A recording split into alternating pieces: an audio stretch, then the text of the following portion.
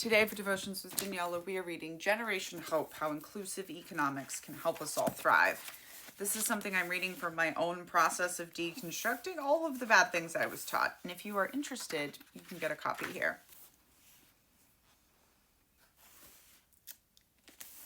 All right, what are we talking about? An inclusive economy requires the level of sustainability that our planet also requires. Said another way, if we address all the issues around the current economic system, but leave out the problem of climate change, we're still doomed. The climate crisis is a global problem that will affect every country in the world, and the solution needs to be global as well. In 2004, at the invitation of the United Nations, a joint initiative with over a dozen leading global financial institutions published a report titled, "Who Cares Wins? Connecting Financial Markets to a Changing World." The report popularized the term ESG, environmental, social, and governance, and made recommendations to better integrate environment, social, and governance issues in analysis, asset management, and securities brokerage. In less than 20 years, the ESG movement has grown from a corporate social responsibility initiative launched by the United Nations into a global phenomenon representing more than 30 trillion in assets under management. In the year 2019 alone, capital totaling $17.67 billion flowed into ESG-linked products, an almost 25% increase from 2015, according to Morningstar Inc. In addition, since 2020, there have been accelerating incentives from the United Nations to overlay ESG data with the Sustainable Development Goals. However, critics claim ESG-linked products have not had and are unlikely to have the intended impact of raising the cost of capital for polluting firms, and some people have accused the movement of greenwashing.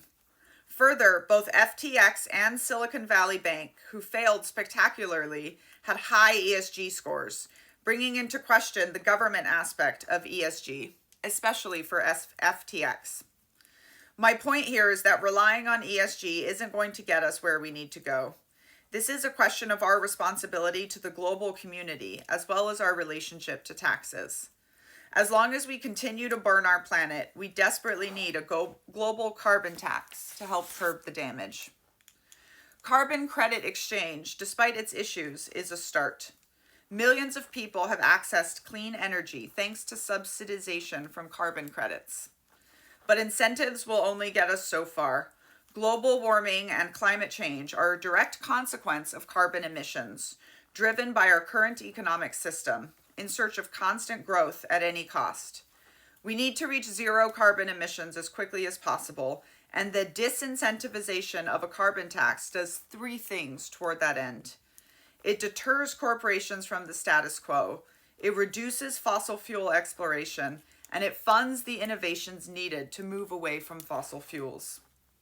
Importantly, a global carbon tax would not only deter manufacturers from polluting, it would also increase the price of products that pollute the environment, bringing them to their true cost and more in line with sustainable products, and reducing or even eliminating the green premium. This isn't an artificial price increase or a punitive tax. Recall the negative externalities from the previous chapter. The cost is already there, but corporations are currently deferring this cost to the planet, hidden from consumers. A carbon tax would only bring that cost back into the conversation when purchases are being made. But the rationale of a carbon tax isn't what's standing in our way. It's oil companies and big business, period. Energy prices have been steadily increasing from the middle of 2021 to the time I'm writing this chapter. The increase began with the global supply chain problems that made it more difficult to ship things around the world, oil and gas included. However, it is important to note that the total quantity of oil and gas around the world remained more or less the same pre-pandemic and 18 months later, and the price increases began before the Russia-Ukraine war began. Not to mention, in January 2022, oil companies posted record profits. When asked about the stark contrast of these profits compared to punishingly high bills faced by households already struggling with sky-high inflation, Shell's chief executive, Ben Van Beurden, said the company could not perform miracles to bring oil and gas prices down, adding, "It is what it is." This is daylight robbery. Varoufakis calls it the scam of the century.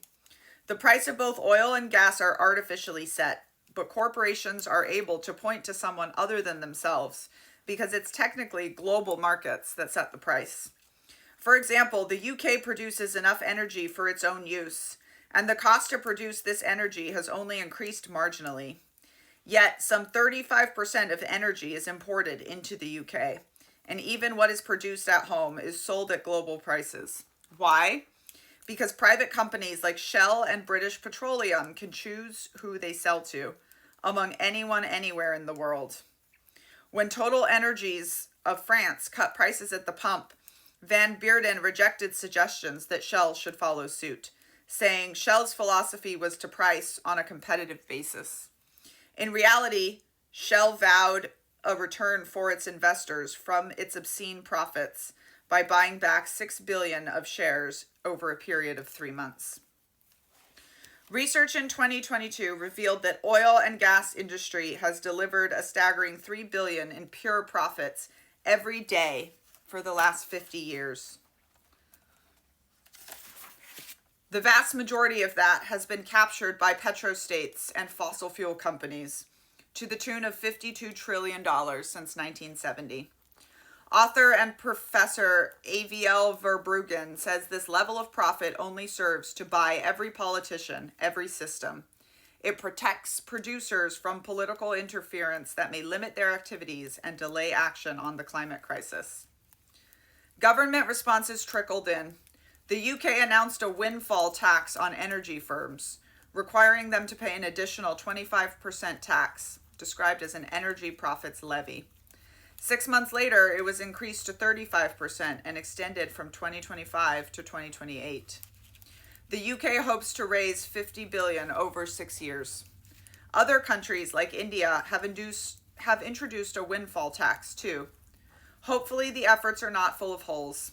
In the 12 months prior to this writing, Shell hadn't paid a single penny on the UK's proposed windfall tax. The way forward would be to change the entire way government tax corporations, income from income to carbon emissions. A complete restructuring is the only way to properly address all the issues we face. Given the current state of politics, this might be a step too far. And given the wealthy holding the puppet strings for politics and government, perhaps we shouldn't hold our breath. Instead, let's look at our role and what each of us can do.